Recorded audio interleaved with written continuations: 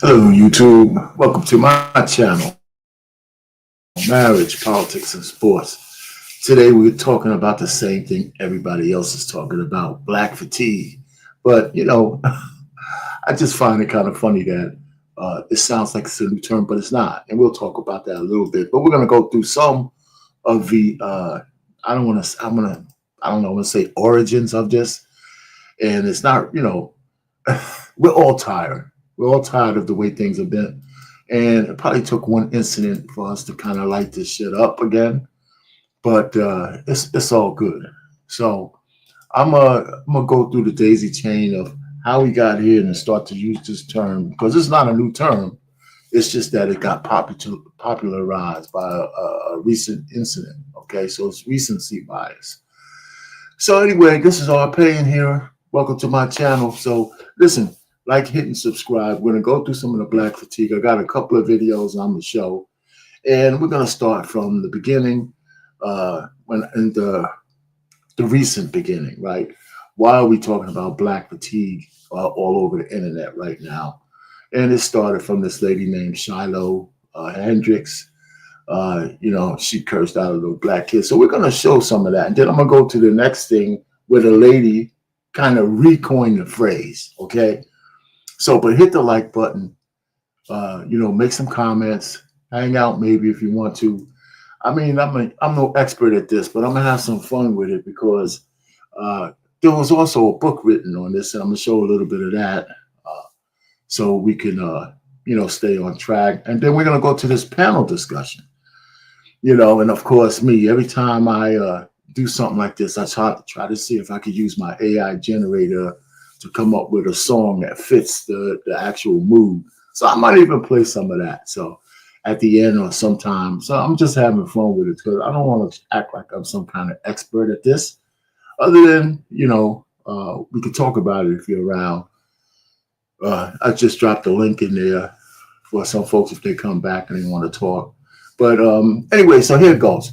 We know how we got into this kind of discussion from this horrible lady who came out and called a little kid an N-word. And I got something to say about that too. So hopefully everybody can hear me because I didn't even check the mic. So let me go ahead and do that. So until somebody comes in, I think my audio is good. Yes, it is. Okay. So let's just start with this first element. And of course, I'm glad some of the stuff is already buzzed out. So we're not going to hear any curse words in here. But here's the lady that allegedly, she saw a little kid that, was going through her purse or whatever.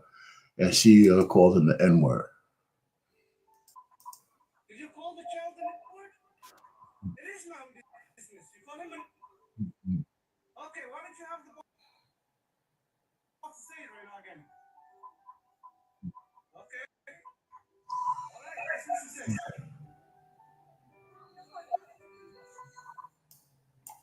Nobody make a decision. That little kid, you call him an... That little child? Are you about to hit him? You teaching him? So that gives you what I call the child play. That's what you're gonna call him.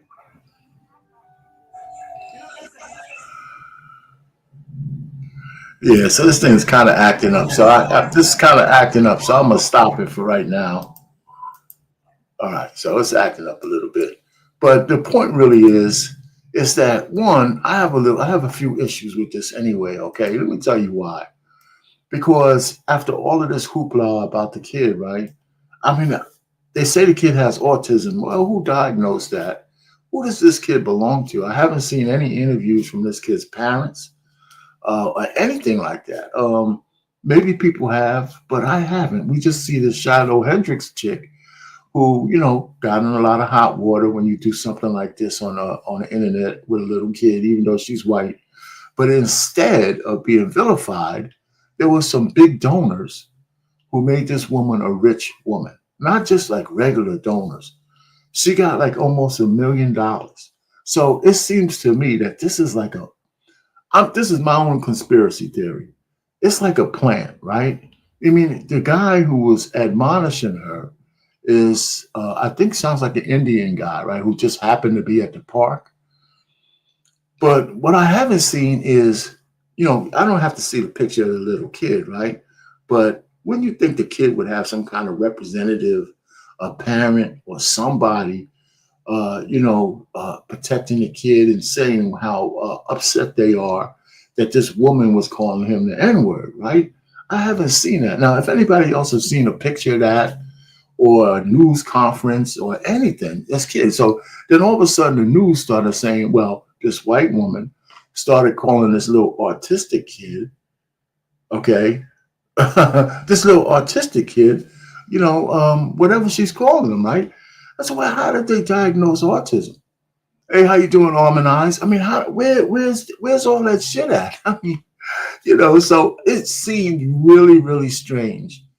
Uh, um, how we got to where we are right now, and how that woman became a millionaire, and not only or whatever, hundreds of thousands of dollars, and she made her own video, which I'm not going to show, which seemed like her temperament was a completely different. It wasn't like her temperament seemed like that chick Lily, for example, in her saying she got her money and all that, but she probably is a racist, but who knows? I know she was being used for something. And then the lady who came on had a rant. Now, Anton Daniels found her video, and I'm gonna show that one because I'm not looking for the original one. But just bear with me. I'm gonna show that because Anton Daniels found it, and we'll go ahead. I'm gonna share that one with y'all too. Just bear with me for a second. So he did this. Now it's sped up a little bit, but I'm gonna share it in a second, and so we can see this lady uh, and her rant.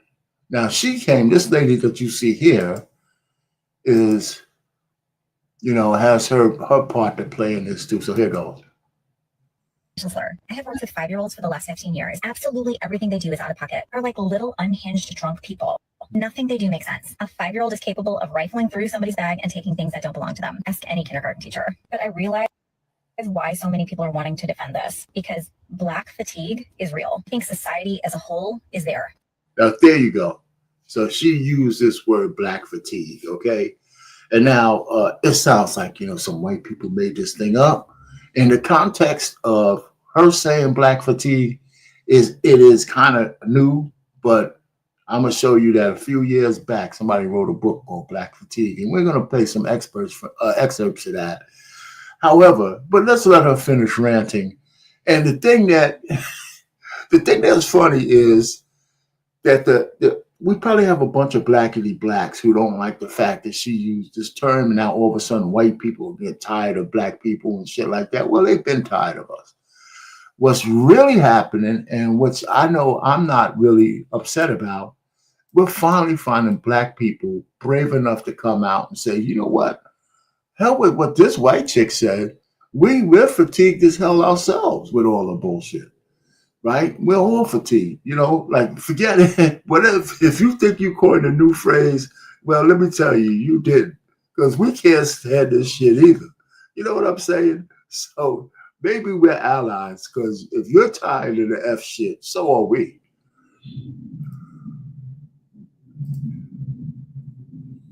Actually, me even they're just so unbelievably fed up with the ghetto ratchet behavior, entitlement, the victimhood, that they want to praise this woman. But what she did is not praiseworthy. But also on the same hand, please remember that every day that us white people get on this app, we get called racial slurs every single day. So if you don't want to be called a racial slur, you also have to stop calling people racial slurs. She'll be watching her back for the rest of her life. Yeah, because that's not feathery. Whatever gated community she's gonna go to. I'm gonna stop sharing that one too. For some reason, everything's acting it up. But you get the point, right? You get the picture that, okay, so she coined this phrase for herself. But the funny thing about white people in terms of in their interactions with black, she could have some fatigue, but can you imagine you're dealing with blacks if you're black every day? Well, so if you got fatigue like a cold, black folks got fatigue like their goddamn pneumonia. You know what I'm saying?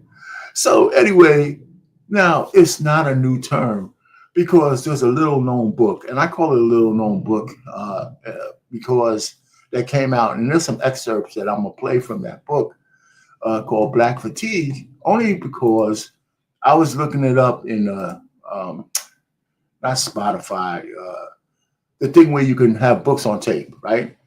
And um, I'm gonna play that one, and we could talk about that a little bit because my problem is that when I saw this book, and I'm gonna share it in a second.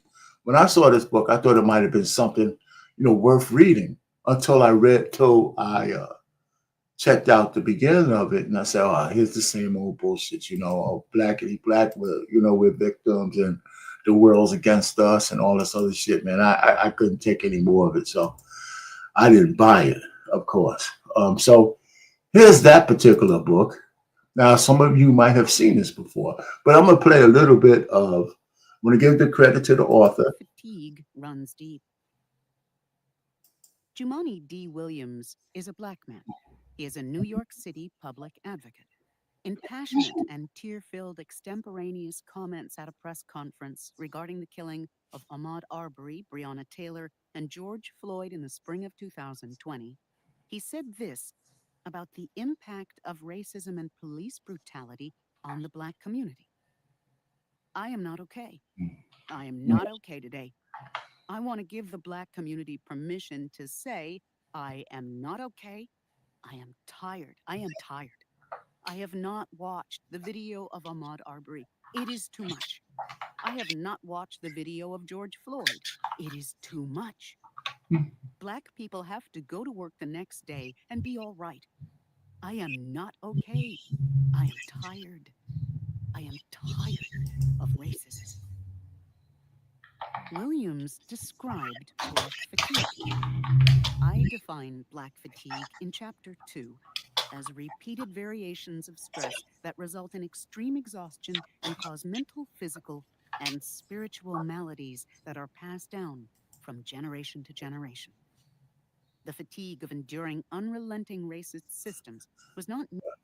That's where I had to stop it. Okay, it's the consistent horseshit that we keep talking about. That 10, 12 generations we're still fucked up because our ancestors were in chattel slavery, all at the same time. Well, we have the most Black millionaires in the entire world in the United States, and we're sitting down here still saying that this generational curse is killing us, even after the end of Jim Crow and the beginning of the civil rights movement, all this freedom, and people saying we're the most educated, we're the most this and that, and we still got to keep talking about the same old liberal bullshit, man. So when I heard this forward, I said, I can't take no more. But we have Black fatigue, but not that kind of Black fatigue. The deals that we have to make with white folks to exist here is not fatiguing. We just need to be more strategic in how we do that. But the fatigue is where the white woman was saying people are just tired of bullshit behavior, and that's it. And and it's born out of liberalism. Where anything goes, what makes you feel good, just do it, and it's all over the place, and it's tiring. It is absolutely tiring. I swear. I don't know, man. Yeah, man, I know. Yeah, I know. I'm going to try to do my best not to just say anything about women, but of course, most of the Black women, including my family, my daughters, a lot of the women in our family, just liberals. We need more conservative Black women. And we need more conservative Black men, but we need more men not only to be more conservative, but to be more assertive and to try to break that upside down pattern of acquiescing to the women in our lives. Not to be bullies and controlling, but just take your right position as the leaders of the people you're supposed to be leading. That would help a little bit. You know what? Be willing to walk away from a woman that looks good but if she's upside down in the way she thinks, you'll find another girl somewhere. Anyway, So yeah, man. I tell you, so I was just frustrated listening to all of this stuff. So that's why I put this book up there, and I don't need to go no more because, like I said, I was gonna buy it, and I said, nah, you know what? I don't need to read it because I've heard it 100 times. I probably could have wrote this stupid book 10, 20 years ago myself. So it's the same old tropes and stuff. So is the white woman correct? Is she the one who's supposed to be sending this message? No, but white people are fed up. But what I did like to see, I'm liking across the internet and social media is that black people are saying that we don't give a shit that the white woman tried to come up with this term. You know what? We're kind of tired ourselves. We are actually kind of tired. And you start seeing people saying, well, we got black fatigue. We certainly do. Oh, you don't think we're, yeah, we're fed up, man. There's enough of us being fed up because I know I am. But you know what? I don't walk around with that. I mean, that's just the way I live. I don't live in this constant victimization. But yeah, I think we're fed up. I think you're starting to see more and more of it. I think you're starting to see more and more of it. Maybe it's not fast enough, but and we need more young people. I think some of the young people are getting fed up with the shit. Maybe not enough of them, you know. But anyway, so that was it. So we're going to get to this panel discussion. Yeah, well, all right. So we're going to get to this panel discussion. I don't know if anybody saw this panel discussion, and I'm going to let a lot of that play out because I think when we discuss the panel, I think it'd be good to hear all of the people through, and maybe we could play it a couple of times. Now, I didn't think the discussion was long enough, with this brother. So I'm going to play that one, and you guys tell me what you think on that. Let me do this. I can find it.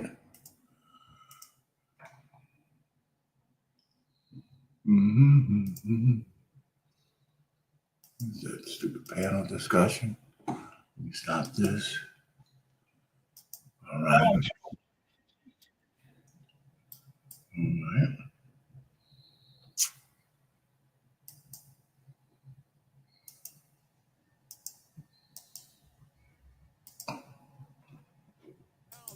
Black fatigue, it has recently been turned into a feeling that some white and black people have who say they are damn tired of foolishness of some black people, the claims of racism from sunup to sundown, loud talking, fighting, and the list goes on. Not my list now, keep that in mind.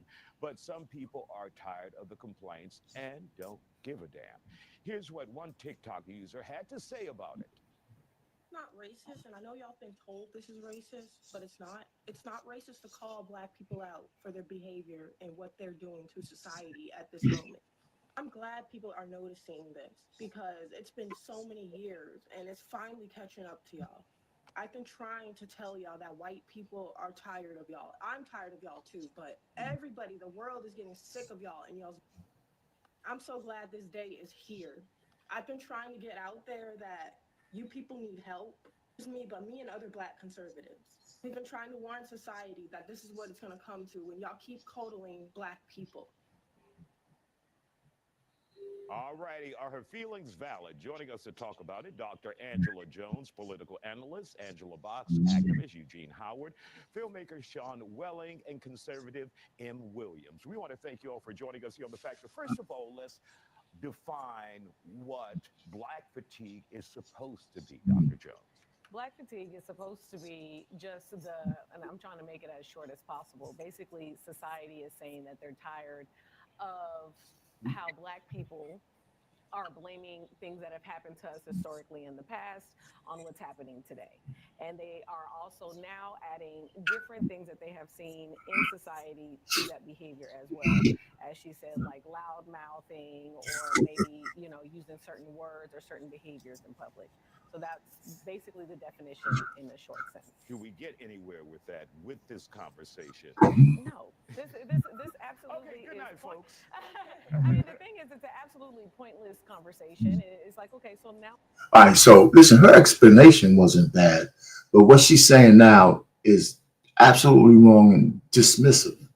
And that's why we can't get any further. But thank you for letting us know that there's a new fancy word of you saying that you're tired of black people, Mhm. and you put it on the internet, and now people are co-signing on it, including with the way the environment is already. But it's okay. You put a nice new name to it, and now you feel like it's okay to say. And it's not going to do anything for anybody to now pander this term around, to pass it on in the internet and put it in people's mouth and make people feel encouraged to say, I have black fatigue.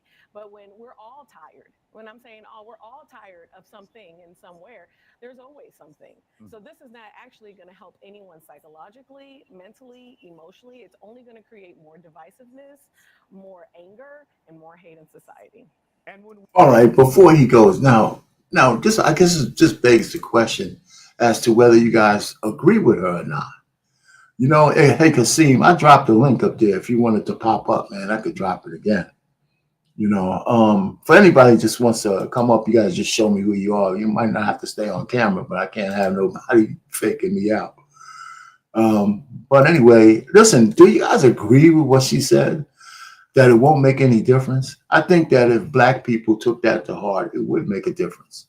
If black people started calling folks out for their bad behavior, I mean, we can go over social media and not to say that we don't see crazy ass white people doing shit, but how many altercations between blacks do we need to see to say, man, you know what, this shit is stupid. It's just dumb. It's a woman's side of it, right, where they get catty and arguing and creaking the neck and yelling that shit over dumb shit.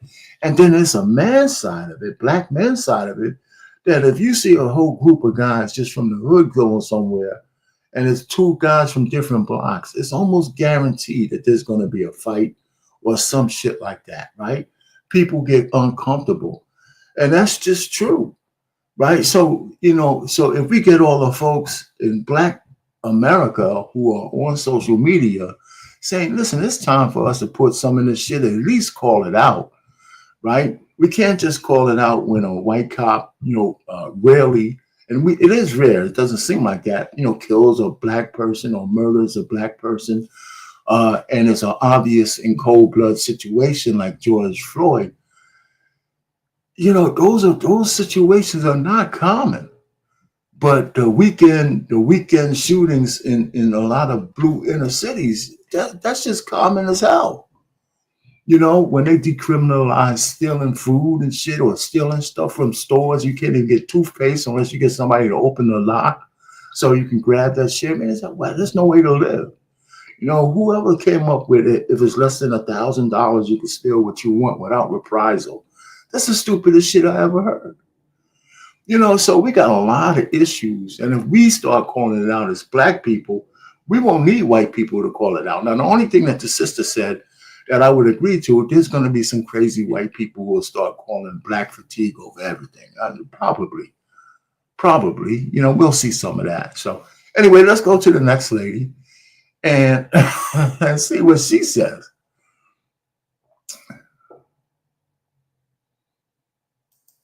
Man, there's some good stuff on this one. Nice panel. see a lot of people, especially black people, joining that chorus, saying that I'm tired of black people too. What will that do? It's not going to do anything, because here's the thing: that black person or the black people that are on the internet saying that can go somewhere and they're going to be already stereotyped into the group that they're trying to separate themselves from just because they're black. You actually have to be around people to see their behavior. You have to witness their behavior to actually understand who they are. But she could sit there and be in a crowd of a room of black people, and guess who she's going to be included in that group as well. She's not doing anything that is going to help her or her race at this time. You know why she's wrong? And here's it sounds like it's right, because we tell people proximity matters. If you dress like a hoe but you're a saint, people are going to think you're a hoe, for example. But white people separate themselves all the time.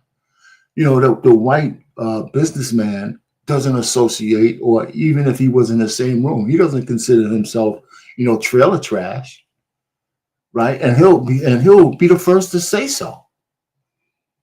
So to say that blacks can't discern, F shit blacks from blacks who are upwardly mobile is bullshit. And just because a white person might not be able to identify that, and I don't really believe that 100% either, because some of it is on how you carry yourself. So she's just being completely dismissive, and that doesn't do us any good. That's just my opinion. As no matter how intelligent she is, she's being dismissive, and I think she's being disingenuous as well. All right, Angela, let's hear from you. Your thoughts about this black fatigue. Well, with all due respect to Angela, number one, I really disagree with this. It is a completely behavior-based issue. And when white people, black people, Hispanic people are saying we have black fatigue because of the behavior of some, My man, upper custody. we all know what it is. It's everywhere, and the issue is way more insidious than people realize. And I talk about how a lot of these things come back to what the Democrat Party has done to the black community purposefully, starting with the Great Society of Lyndon B. Johnson, who he famously. I did a whole live on it. How come this lady knows more about how we got effed up than anybody else? All she has to do is throw out the great line from Malcolm X that the white liberal was the biggest enemy that black people ever had. Said, I'm going to have these N-words voting Democrat for the next 200 years. Oh, Democrats said you don't need fathers in the home. You can be on welfare and have as many babies as you want. And oh, by the way, we're going to destroy public schools, and we're going to make sure that behavior standards are seen as racist. So the out of control behavior that we've seen in the classrooms, in society, all over, is part and parcel with the we're gonna respect to Angela, number one. I really disagree with this. It is a completely behavior-based issue. And when white people, black people, Hispanic people are saying we have black fatigue because of the behavior of some black people, we've all seen it. We all know what it is. It's everywhere. And, the issue is way more insidious than people realize. And I talk about how a lot of these things come back to what the Democrat Party has done to the black community purposefully, starting with the Great Society of Lyndon B. Johnson, who he famously said, I'm going to have these N-words voting Democrat for the next 200 years. When Democrats said you don't need fathers in the home, you can be on welfare and have as many babies as you want. And oh, by the way, we're going to destroy public schools, and we're going to make sure that behavior standards are seen as racist. So the out of control behavior that we've seen in the classrooms, in society, all over, is part and parcel of what the Democrat Party has done to the black community. All right, Eugene, let's hear from you before we have to take a break. Man, why are we all? What does the Democrat Party have to do with black? Everything. Hold on. Okay. First of all, I think he asked Eugene. So last time I checked, I'm Eugene on stage. So the Democratic Party has nothing to do with black fatigue. What the original term from the actual black community of black fatigue was after every other community decided to vote, since you want to talk politics, Donald Trump, then black folks said, we're going to sit this one out. We're going to let this thing burn down, and we're going to go have a good time because we're tired. We have been struggling. Our grandparents, our great-grandparents, our great-great-great-great-great-grandparents have been fighting this same fight. So if you guys want to turn around, he said the N-word. Why don't you guys feel so comfortable? Just say it. Just go ahead and say the N-word. We're if it's so okay, if you're so fatigued, if you don't want to recognize the civil rights plight, go ahead and say the N-word. No one's stopping you. It's a free country, I don't right? Show Eugene. I mean, I'm just saying. Lose me my show. but that's my point. It's a lot of things that they want to use code words, whether it's DEI, whether it's black fatigue. They just want to be able to say the N-word without being able to say the N-word. So do you not find certain behaviors objectionable? Or you listen, I live in a real community. I see a whole bunch of unruly white folks, Hispanic folks. So it's not just the black community, but we always want to emphasize on black when it's negative. All right. Listen, as long as we have black guys like this, we'll never get anywhere. We will never get anywhere with guys who can't even look themselves in the mirror and say, listen, we got issues that we got to fix. I mean, I would like to say he was as dismissive as the first black woman, but he's a lot worse, because I don't think he actually, he might actually believe the bullshit that he just said. So Man, that guy is terrible. Hey, this is Black Town Hall. You know what? This whole thing about you can't be racist unless you have power, it's been that thing has been dispelled over and over and over again. It's just not really true. Whoever came up there, I mean, I couldn't submit to you that there's some black people that are more racist than whites ever been. You know what I'm saying? I'm not talking about the killer whites and all that kind of stuff back when we were under those kind of draconian laws. But there's a lot of black people who are just really, really racist. You know, and if you think about it, some of them would have us go backwards in terms of the way we view things. Everything that happens to us is not race related. I think sometimes we can't we can't separate ourselves from this whole racial thing. There's much more to us than just the color of our skin. And a lot of us have been so programmed that we can't see it.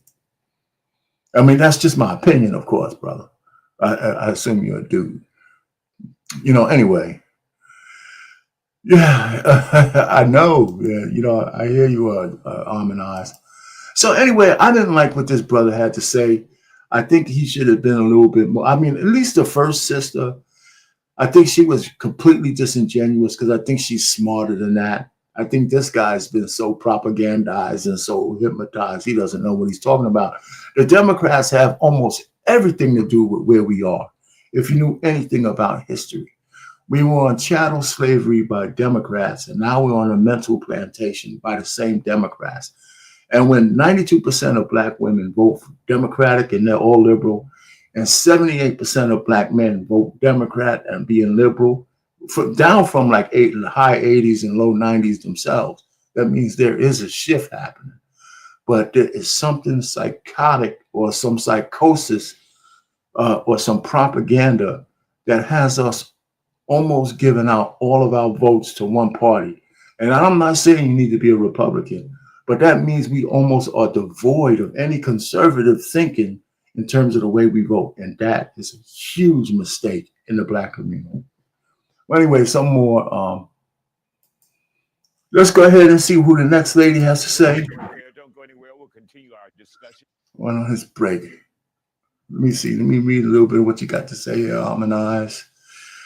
Black folks don't really have any power, so the likelihood of being able to be racist is extremely low. No, it depends on what you're talking about. You know, it's really, when you're talking about being racist and controlling organizations that might impact the masses of white people, yeah, maybe. That might be true, but that doesn't mean you're not a racist.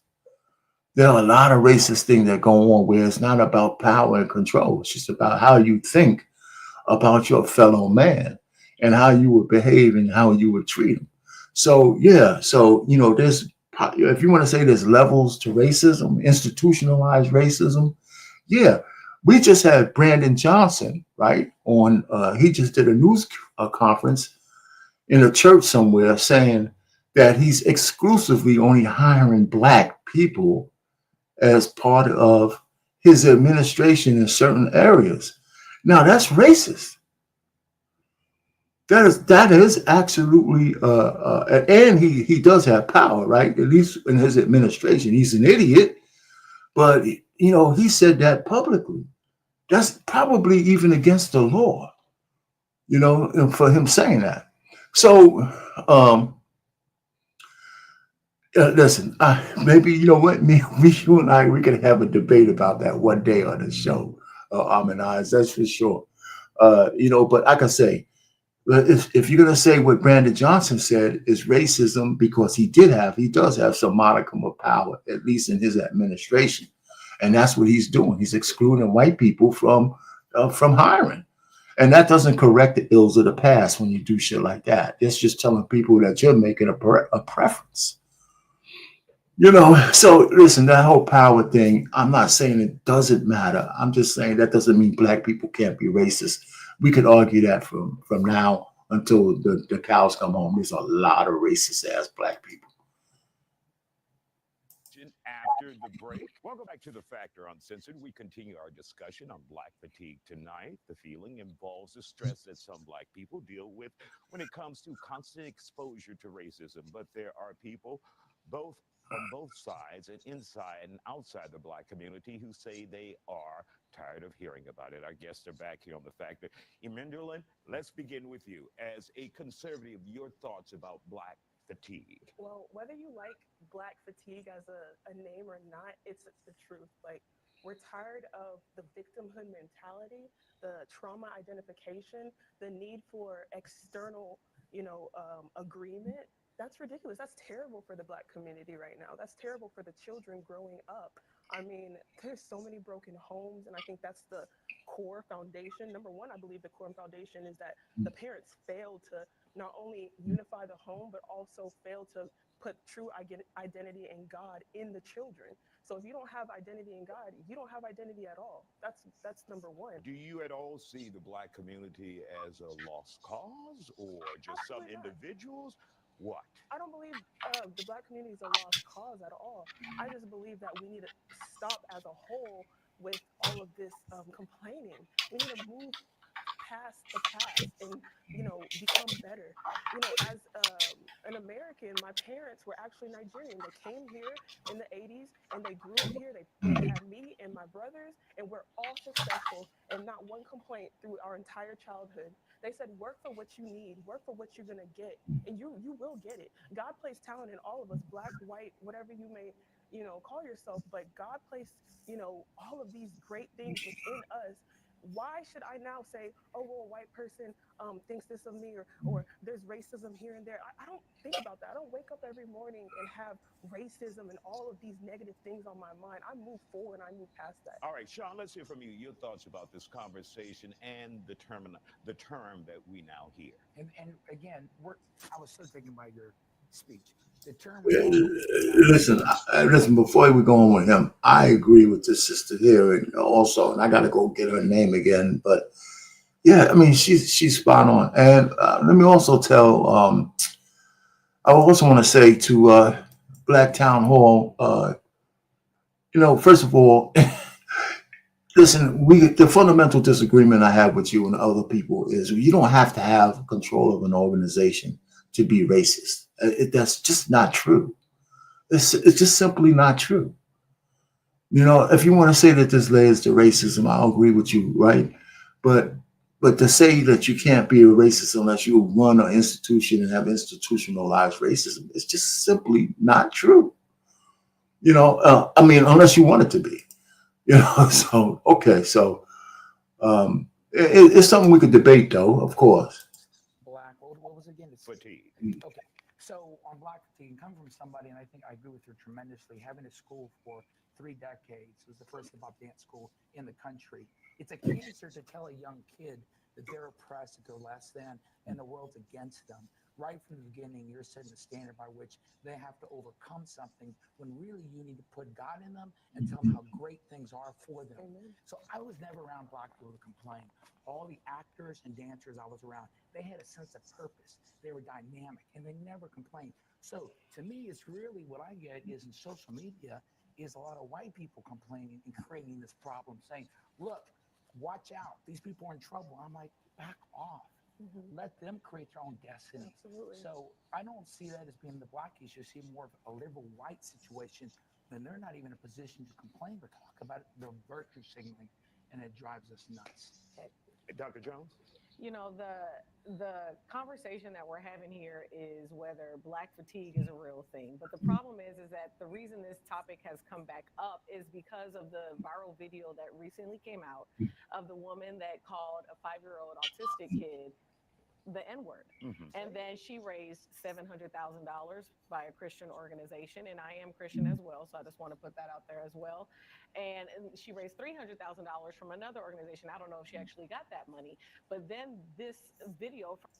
On that money situation and what she just said about the 2 big donors, that lends credence to the fact that this whole thing was some kind of plant to get a conversation like this started somehow. Because, like I said, I still haven't seen anybody representing this so-called autistic kid And she called him an autistic kid too. But where's the evidence of that? Where was some doctor, some parent, some anything that says, here's this kid, here's his parents. He was diagnosed with autism. The parents said, you know, I didn't like what Charlotte Hendricks did to my son, blah, blah, blah. I have not seen one video anywhere on social media, and I haven't been looking for it, honestly, that said, you know, this is this kid, this is his identity, even if they hid his identity, you know, and these are the people he belonged to. It's just like just some kid randomly walked on a park and all of a sudden sparked this rage in this white woman because he was looking through some bag that probably had the shitty diapers of her kid in there. You know what I'm saying? I mean, stop. From the person who originally like started putting this on TikTok came out in reference to that. Yeah. Now, I am a first generation American as well, and I was taught a certain way as well. But what we cannot ignore is the things that have set us back as a community. The reason we are not where we're supposed to be is because we are still only a couple of decades away from what we have been oppressed from and the things that we have gone Constantly from. looking at the past. My Hey, grandma, wait, I'm real quick, talking. let I'm Dr. talking. And so my grandmother, who just passed away last week, was there for civil rights, was there for everything like that. And I was there to see all of those things as well. It cannot be ignored that these things are still oppressing our community. I understand and I actually agree. Like I was instilled hard work, go to school, do what you're supposed to do. And I did, but I'm not going to sit there and ignore as though the people in my community, not everyone had that opportunity. So at the end of the day, to say like, yes, we're tired of it, but let's go in every community. We could sit there and say there's white fatigue, there's Hispanic fatigue, there's Asian fatigue, there's fatigue in everywhere. But the problem is that they're always emphasizing the Black community as the picture. No, it's the behavior in every The community. behavior is the problem. Now, here's what's disgusting. We're coming up on the 5-year And we got 30 anniversary seconds, of guys. St. George Floyd of fentanyl dying. And every white liberal, and excuse me, every white liberal on planet Earth said that and we had billions and billions of dollars that didn't cause his death. That wasn't murdered. That's off topic. Millions and millions of dollars. Now she went off the rails. Listen, he could have been on fentanyl, but the cops still, you know, deleted him. There's no doubt about it. So let's stop that. But you know, so this thing digresses into this back and forth like that. But it'd be nice if there was a panel where they had, I guess, segments to it, a little bit more conversation, because each one of them have their own way of expressing this thing.